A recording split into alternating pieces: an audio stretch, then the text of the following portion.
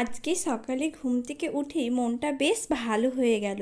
টানা কদিন এত পরিমাণে বৃষ্টি হচ্ছিল যে আর ভালো লাগছিল না। তবে যাই হোক, সকালে উঠেই দেখলাম যে বেশ আকাশটা পরিষ্কার, বেশ ঝলমলে হালকা হালকা রোদ বেরিয়েছে আর বৃষ্টিও পড়ছে না। এই দেখেই মনটা ভরে গেল। তো যাই হোক, শুভ সকাল বন্ধুরা, কেমন আছো সবাই? আশা করি সবাই নিশ্চয়ই ভালো আছো। আমিও ভালো আছি। আমি মৌমিতা, আর মৌমিতা লাইফস্টাইলের আরও একটি নতুন ভিডিওতে তোমাদের সবাইকে জানাই স্বাগত। আর আজকে শনিবার, আর এখন বাজে ওই সকাল 6:30 মতো। তো প্রত্যেকদিনের মতোই দেখো, সকালবেলায় ঘুম থেকে উঠেই আগে মুখ টুক ধুয়ে নিয়েছি, ব্রাশ ট্রাশ করে, মানে নিজে একদম ফ্রেশ হয়ে গেছি। আর তারপর এখানে বিছানাটাও গুছিয়ে নিচ্ছি, কেননা আমি যখন ঘুম থেকে উঠেছিলাম তখন ছেলে মেয়েরা কেউ ঘুম থেকে ওঠেনি। তো তাই জন্য আমি চলে গেছিলাম ফ্রেশ হতে, ব্রাশ ট্রাশ করে মুখ টুক ধুয়ে একদম ফ্রেশ হয়ে গেছি। আর তারপর এসে দেখলাম যে ওরা সবাই ঘুম থেকে উঠে পড়েছে, তিনজনাই ঘুম থেকে উঠে পড়েছে। তো তার জন্য এখন বিছানাটা পরিষ্কার করে নিচ্ছি। বিছানার ওই চাদরটা একটু ঝেড়ে নিচ্ছি, মানে তুলে ঝাড়ছি না, জাস্ট এমনি ঝাড়ু দিয়ে ঝেড়ে নিচ্ছি। আর ওই বালিশ টালিশগুলো একটু ঠিক করে নিচ্ছি। আর যেহেতু কদিনই বৃষ্টি হচ্ছিল আর ওরা যেহেতু ছোট, তাই জন্য দুজনাকে কাঁথা বিছিয়ে শুইয়ে দিতাম। তো তার জন্য কাঁথা টাথাগুলো একটু এদিকে এলোমেলো হয়ে আছে, ওইগুলোও এখন একদম ঠিক করে নিচ্ছি। আর এই যে দেখতেই পাচ্ছ, বিছানাতে ওষুধও মানে এদিক ওদিক ছড়াছড়ি খাচ্ছে, কেননা রাত্রিবেলায় হচ্ছে যে নাকের ড্রপগুলো ওদের আমি মাথার কাছেই রেখেছিলাম, যাতে যদি রাত্রিবেলা প্রয়োজন হয় চট করে নিয়ে নিতে পারি। আর জানো তো, মানে লাইট জ্বাললেই না তিতলি ঘুম থেকে উঠে পড়ে। তো তাই জন্য যদি দূরে রাখি, মানে ড্রেসিং টেবিলে বা অন্য কোথাও রাখলে, তখন আবার অন্ধকারের মধ্যে উঠে ওটা খুঁজ নিতে হবে, মানে হাতের কাছে নেওয়ার জন্য আবার উঠে লাইটটা জ্বালাতে হবে। তো লাইট জ্বালালে যদি ওর ঘুমটা ভেঙে যায়, তো তার জন্যই ওই মাথার পাশে, মানে বালিশের পাশে মাথা গড়াতে রেখে দিয়েছিলাম, যাতে করে মানে প্রয়োজন হলেই আমি চট করে ওটা হাত বাড়িয়ে নিয়ে নিতে পারি। তো ওইগুলো সব মানে ঠিকঠাক করে গুছিয়ে বাগিয়ে রেখে দিলাম, কেন ওষুধপত্র জিনিস তো, বা এমনিতেও বাচ্চারা নিয়ে কখন কোনটা মুখে টুখে দিয়ে দেবে সেটাও একটা ব্যাপার। তারপরে আবার গুছিয়ে না রাখলে এদিক ওদিক হবে, খুঁজে পাবো না। তো তাই জন্য যেটা যেখানে রাখার জিনিস, মানে জায়গার জিনিস, সবই জায়গাতে আবার গুছিয়ে রেখে দিলাম। তো যাই হোক, এখন বিছানাটা চটপট পরিষ্কার করে নেব। আর বাসি কাজ মোটামুটি সব কিছু কমপ্লিট করেই নিয়েছি আগে। এখন জাস্ট বিছানাটা যেহেতু ঝেড়েছি, তাই জন্য বাকি আরেকবার রুমটা ঝাঁট দিয়ে নেব। আর এই যে ব্যাগগুলো, মানে এগুলো তো রোজকার কাজ বলা যায় আমার, প্রত্যেক দিন এই ব্যাগগুলোকে তুলতে আর নামাতে সত্যি বলতে একটু কষ্টই হয়, কেননা সারাদিনে 3-4বার করে ব্যাগগুলো নামানো তোলা। আসলে ওই যে বলেছিলাম তোমাদেরকে যে আমার মানে রুমটাতে না মেঝেতে একদম জায়গা নেই, খুব ছোট্ট আমার রুমটা। আর তার মধ্যে রুমের মধ্যে খাট, আলমারি, ড্রেসিং টেবিল, ফ্রিজ, শোকেস, এত কিছু মানে জিনিসপত্র রাখা আছে, যার জন্য একদমই জায়গা নেই। আর মেঝেটা জায়গাটা এতটাই ছোট যে তুমি যদি একটা সিঙ্গেল মাদুরও পাতো না মেঝেতে, এই ফাঁকা জায়গাটাতে সেই মাদুরটাও পাতা যাবে না। আসলে আমাদের মানে এক জয়েন্টে বাড়ি, তো মানে ওই দাদু থাকাকালীন বাড়ি হয়েছিল, 4 শ্বশুরমশাইয়ের মিলে বাড়ি। তো ওই বাড়ি এখনও মানে আমাদের আলাদাভাবে সেরকম বাড়ি হয়নি। যখন বাড়িঘর হবে তখন হয়তো এরকম আর সমস্যা হবে না। তো যাই হোক, ওই সমস্ত কাজকর্ম করে ঘরটর ঝাঁট দিয়ে চলে গেছিলাম স্নান করতে। আর স্নান করে টোরে তারপর চলে গেছিলাম পুজোর ওখানে। আজকে যেহেতু স্নান করতে একটু দেরি হয়ে গেছিলো, তাই জন্য সকালবেলায় মাই পুজোটা করে দিয়েছিল। তারপর আমি দেখলাম যে গাছে বেশ কয়েকটা আকন্দ ফুল ফুটেছে, তো সেইগুলোই আমি আবার তুলে এনে শিব ঠাকুরকে দিয়ে দিলাম। তার কারণ সব দিনই মানে যেদিন যে সময় পায়, কোনো দিন মা পুজো করে, কোনো দিন আমি পুজো করি, মানে যার আগে স্নান হয় সেই পুজোটা করে দেয়। তো তারপরেও মানে মা পুজো করে দিয়েছে, কিন্তু আমি তারপর ঠাকুর প্রণাম করতে এসেছিলাম। তো তাই জন্য দেখলাম যে ফুলগুলো হয়ে আছে, আর শিব ঠাকুরের তো আকন্দ ফুল পছন্দ, তো তার জন্যে ফুলগুলো হয়ে আছে দেখে আমি প্রণাম করার সময় ঠাকুরকে ফুলগুলো দিয়ে দিয়েছিলাম। ওইদিকে পুজো মানে ঠাকুরকে প্রণাম টনাম করে তারপরে এই যে ছাদে চলে গেছিলাম জামা কাপড়গুলো মেলার জন্য। আসলে এত জামা কাপড় জমে গেছিলো, প্রত্যেক দিনই কিছু না কিছু করে কেচে দিতাম, জমিয়ে রাখিনি একটাও। মানে যতই বৃষ্টি হোক যাই হোক, বাচ্চাদের জামা কাপড়, আমাদের সমস্ত জামা কাপড় প্রত্যেক দিন না ধুয়েই দিতাম। ধুয়ে ভালো করে নিকড়ে মিলে তারপর ঘরের মধ্যে মশারি স্ট্যান্ডে দিয়ে ফ্যান চালিয়ে চালিয়ে উল্টে পাল্টে মানে জামা কাপড়গুলো আমাকে শুকনো করতে হয়েছে। এই কদিন বৃষ্টির জন্য সত্যি খুব অসুবিধা হয়েছে। আর আজকে রোদটা বেরিয়েছে, এতে না জামা কাপড়গুলো খুব ভালোভাবে শুকনো হবে। ওই রকমভাবে ফ্যান চালিয়ে চালিয়ে জামা কাপড়গুলো শুকনো তো করেছিলাম কদিন, কিন্তু ওই যে যেমনভাবেই শুকনো করি না কেন, মানে রোদে ফেলে একটা শুকনো করা আর এইভাবে শুকনো করার মধ্যে না অনেক পার্থক্য আছে। ফ্যান চালিয়ে চালিয়ে শুকনো করার পরেও না, যেহেতু বৃষ্টি হয়েছিল, ভিজা একটা স্যাঁতসেঁতে ওয়েদার, তাই জন্য সবসময় জামা কাপড়গুলো শুকনোর পরেও মনে হচ্ছে না আর একটু শুকনো হলে ভালো হতো, যেন ভিজা ভিজা এইরকমই মনে হতো। কিন্তু আজকে রোদটা বেরিয়েছে, বেশ ভালোভাবে শুকনো হয়ে যাবে। আজকে যে সমস্ত জামা কাপড়গুলো কেচেছিলাম সেইগুলো তো সব ছাদে মিলেই দিচ্ছি এখন। আর আগের যে জামা কাপড়গুলো, মানে আগের দিনে যে সমস্ত জামা কাপড় কাঁথা টাথাও অনেক কিছু ছিল, ওইগুলো না সকালবেলাতেই ছাদে বের করে দিয়েছিলাম যাতে একটু হাওয়া লাগে, রোদও লাগে। তো ওইগুলোই আবার একটু উল্টে পাল্টে দিলাম, দিয়ে একটু মিলে দিলাম আর কি।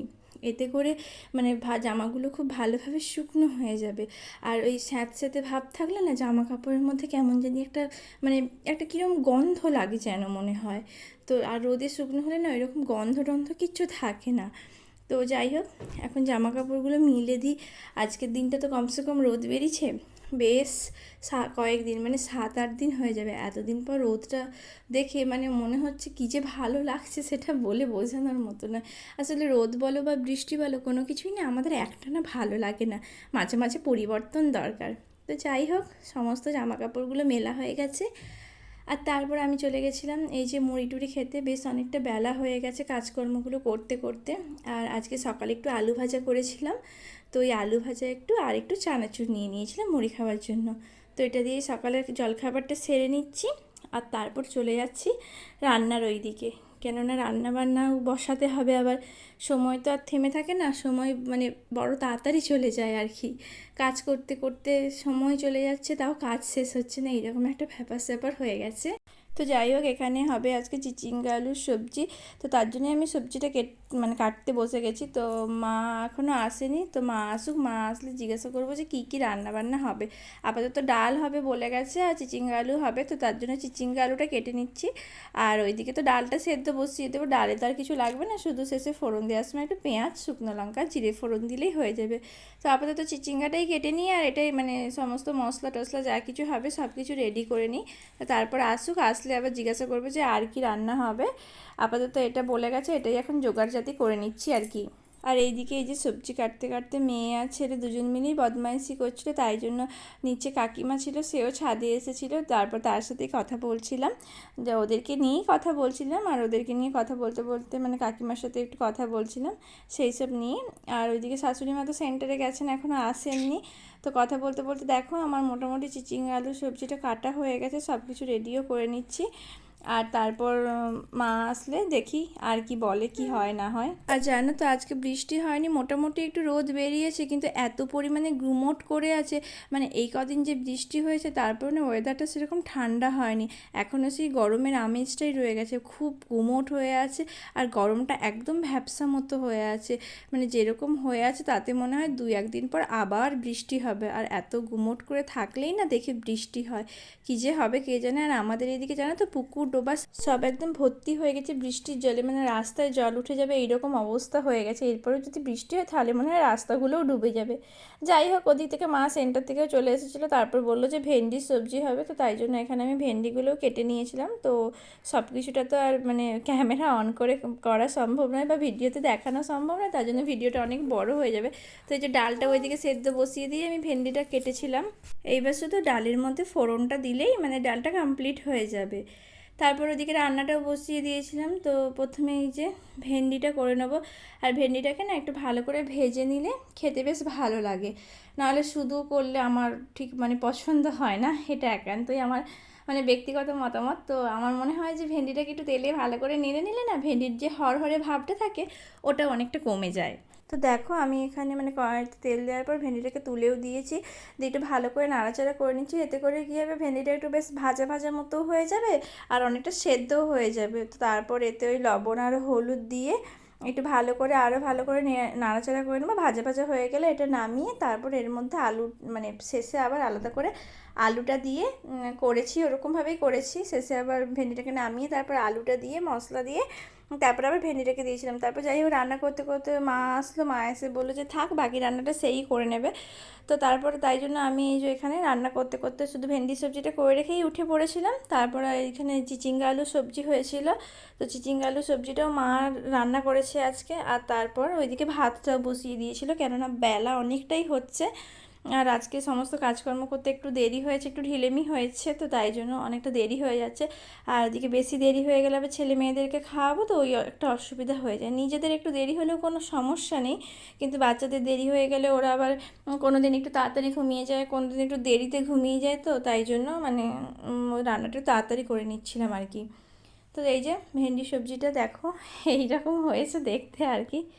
তারপরে আবার শেষে আজকে ওই ডিমের কারি হয়েছে, তো প্রথমে ভেবেছিলাম যে ডিম ভাজা করে নেব, তারপর ভাবলাম যে সেই ভাজা কেন করব, সেদ্ধই করিনি। ডিম ভাজাটা না মেয়ে অতটা পছন্দ করে না খেতে, কিন্তু সেদ্ধটাও বেশ পছন্দ করে। তো তার জন্য এখানে ডিমগুলোকে সেদ্ধ করে নিয়েছিলাম, সেদ্ধ করে তারপরে ওই কড়াইতে একটু লবণ আর হলুদ দিয়ে ভালো করে খুব নাড়াচাড়া করে ডিমটা ভাজা করে নিয়েছিলাম। সেদ্ধ ডিম আবার একদম সাদা হলে ছেলের সেটা পছন্দ হয় না, ছেলে আবার বলে যে কেন তুমি লাল লাল করে ভেজে দাওনি। আর ডিমটায় ভাজার সময় না কড়াইতে অল্প একটু হলুদ দিলে ডিমের রঙটা খুব সুন্দর আসে, একদম লাল লাল মতো হয়ে যায়। তো তারপর ওই ডিমটাকে ভাজা করে নিয়ে এখানে আদা, পেঁয়াজ, রসুন, টমেটো সব কিছু মিক্সিতে জারের মধ্যে দিয়ে একটা পেস্ট বানিয়ে নিয়েছিলাম, তো কড়াইতে পেস্টটাও দিয়ে দিলাম। আর তারপর ওরা যেহেতু ভাজা খাবে তাই জন্য এই তরকারিটাতে আমি ঝাল দিতে পারবো, কোনো অসুবিধা নেই। তো মশলাটাকে কষিয়ে নিয়ে তারপর এর মধ্যে একটু হলুদ আর একটু লঙ্কার গুঁড়ো দিয়ে দিচ্ছিলাম। আর লঙ্কাটা আমি 1 চামচ মতো দিয়েছি, কারণ এটা শুকনো লঙ্কা বেশ অনেকটা ঝাল আছে, এটা খুব বেশি ঝাল হয়ে গেলে আবার খেতে পারবো না। তো যাই হোক মশলাটা খুব ভালো করে কষিয়ে নিয়েছি, আর তারপর মশলাটা থেকে যখন তেল ছেড়ে গেছিলো তখন ওইতেই সামান্য একটু জল দিয়ে দিয়েছি, যেহেতু আলু টালু কিছু দেবো না, তো তাই জন্য বেশি ঝোল মতো করবো না। আর তারপরে এই যে জলটা ফুটে গেলে এর মধ্যে ডিমগুলো দিয়ে দিচ্ছি, ডিমগুলো দেওয়ার পরে হালকা করে একটু নাড়াচাড়া করে নিচ্ছি, আর একটু মাখো মাখো হয়ে গেলেই নামিয়ে নেব। তারপর ওই যে চলে গেছিলাম ছেলে মেয়েদেরকে স্নান করাতে, আর এইখানে দেখো একটা ননস্টিকের কড়াইতে না 1 কড়াই মতো আমি ওই লাল বাসক পাতা আর পেয়ারা পাতা, লেবু পাতা সমস্ত কিছু ফুটিয়ে জল করে রেখেছি, আর তার মধ্যে অল্প একটু সর্ষের তেলও দিয়ে রেখেছি। তোমাদেরকে তো বলেইছিলাম যে দুজনারই ঠান্ডা লেগেছে, দুজনে এত পরিমাণে কাশছে, এত পরিমাণে হাঁচি হাঁচি করছে না, মানে খুবই ঠান্ডা লেগে গেছে। তো তাই জন্যই এখানে একটু বাসক পাতার জল করে নিয়েছিলাম ওদেরকে স্নান করানোর জন্য। তারপর এই যে দুজনকে স্নান করিয়ে দিয়েছি, আর এখন ওই 12:30 পৌনে 1 মতো বেজে গেছে, তাই জন্য দুজনকেই আগে খাইয়ে দিচ্ছি। প্রথমে ওদেরকে খাইয়ে দেবো, তারপর বাবাকে খেতে দেবো, কারণ বাবা যেহেতু নিরামিষ খায়, ওদের সাথে খুব মানে বাবাকে খেতে দিই না বললেই চলে, খুব কম সময় দিই, যেদিন খুব দেরি হয়ে যায় সেদিনই একসাথে খাবার দিই, নাহলে ওদেরকে আগে খাইয়ে দিই, কেননা ওরা তো ছোটো বাচ্চা মানুষ, অত জানে না বোঝেও না, মাছ মাংস ডিম এইসব খেতে খেতে তার খাবারে হাত দিয়ে দিবে। আর বাবা যেহেতু দীর্ঘ বেশ 1 বছর মাছ মাংস খায় না, তো ওরা মানে খাবারে ওইসব লাগিয়ে দিলে সে আর খেতে পারে না, তো তার জন্য এখানে ওদেরকে আমি খাইয়ে দিচ্ছি। তিতলি তো খুবই ছোটো, ও এখনও নিজে হাতে খেতে পারে না, কিন্তু ঋদ্ধিও না এখনও নিজে হাতে খেতে পারে না। এমনি টুকটাক খাবারগুলো ও নিজে হাতে খায়, কিন্তু ভাত মুড়ি এগুলো কোনো কিছুই ও নিজে হাতে খেতে পারে না, তাই জন্যই দুজনকে খাইয়ে দিতে হয়। আর আমি যখন খাওয়াই মানে একসাথে খাবারটা নিয়েই বসে দুজনাকেই একসাথে খাইয়ে দিই। আর বাচ্চারা জানো তো, বাচ্চাদের কাছে থাকলেই মানে দেখে শুনে শেখে আর কি। তো এমনিতেও তিতলি ভালো ভাত খুব একটা মানে ভাত মুড়ি খায় না, আর 2-1 বার খেয়েই আর খায় না, তো ওই জন্য আমি ওকে আরও খাওয়াই ঋদ্ধির সাথে, যাতে ও দাদাকে দেখে কিছুটা হলেও খায়। অন্তত যদি 2 বারও মুখে নেয় তাহলে কিছুটা হলেও না ওর পেট ভরবে না, তো ওকে যদি একা একা নিয়ে খাওয়াই, যতই ঘুরিয়ে ঘুরিয়ে খাওয়াই, কোলে নিয়ে খাওয়াই না, কারণ ও না একটুও খায় না, তো তাই জন্য আমি সবসময় চেষ্টা করি দুজনকে একসাথে খাওয়ানোর জন্য। আর তারপর এই যে বিকেলবেলায় আমার মানে একটু চা খাওয়ার ইচ্ছে হচ্ছিল, তো তাই জন্য এখানে আমি একটু দুধ চা করে নিচ্ছিলাম। 1 কাপ মতো দুধ দিয়েছি আর সামান্য একটু জল দিয়েছিলাম, দিয়ে তারপরে ওই চিনি আর একটু চা পাতা দিয়ে মানে ভালো করে চাটা ফুটিয়ে নিচ্ছি। আর দুধ চা জানো তো একটু বেশি করে লিকার না হলে খেতে ভালো লাগে না, তো আমি এখানে আমার একার মতোই করছিলাম, কারণ এখানে দুধ চা কেউ অতটা পছন্দ করে না, তো তাই জন্য আমি আমার নিজের মতোই দুধ চা করেছিলাম। একটু বেশি হলেও ক্ষতি নেই, কারণ 1 কাপের বদলে 1.5 কাপ হলে ওটা আমি খেয়ে নেবো। তো যাই হোক এখানে চাটা হয়ে গেছে, আর তারপর চাটা এই যে ছেঁকে নিচ্ছি। 1 কাপ হয়েও বেশি হয়েছিল। আর তারপর আমি একটু টোস্ট বিস্কুটও নিয়ে নিয়েছিলাম চায়ের সাথে খাওয়ার জন্য। আর তারপরে এই যে চা বিস্কুটটা নিয়ে বসেছি। আর মেয়ে না খুব চা পছন্দ করে, একদম ছোট্ট থেকে, কেন জানি না চা দেখলেও মানে ওর একটা আলাদাই মাইন্ড কাজ করে, এরকম ব্যাপার হয়ে গেছে। ছেলে চা অতটা খায় না, কিন্তু এখন যেহেতু বড় হচ্ছে, আমি চা খাচ্ছি দেখলে ও ওই একটু বিস্কুট নিয়ে চায়ের সাথে ডুবিয়ে ডুবিয়ে খায়, এই যা। আর এখানে যে ছেলে মেয়ে দুজনেই বসে আছে, একটু টোস্ট বিস্কুটকে চায়ে ডুবিয়ে দিলে ওরা খাবে, তার জন্য তো ওদেরকেও একটু দিলাম। শুধু বিস্কুটটাই দিয়েছি চায়ে ডুবিয়ে, চা আমি কাউকেই দিই না, কারণ ওরা যথেষ্ট ছোট এখন। তো যাই হোক, তারপরে এই যে রাতে আর তেমন কিছু করিনি। রাতে ওই মা একটু চপ এনেছিল মুড়ি খাওয়ার জন্য, ওটা দিয়েই আজকে ডিনারটা সেরেছি। আজকের ভিডিওটা তোমাদের কেমন লাগলো কমেন্ট করে অবশ্যই জানিয়ে, ভালো লাগলে একটা লাইক আর শেয়ার করে দিও।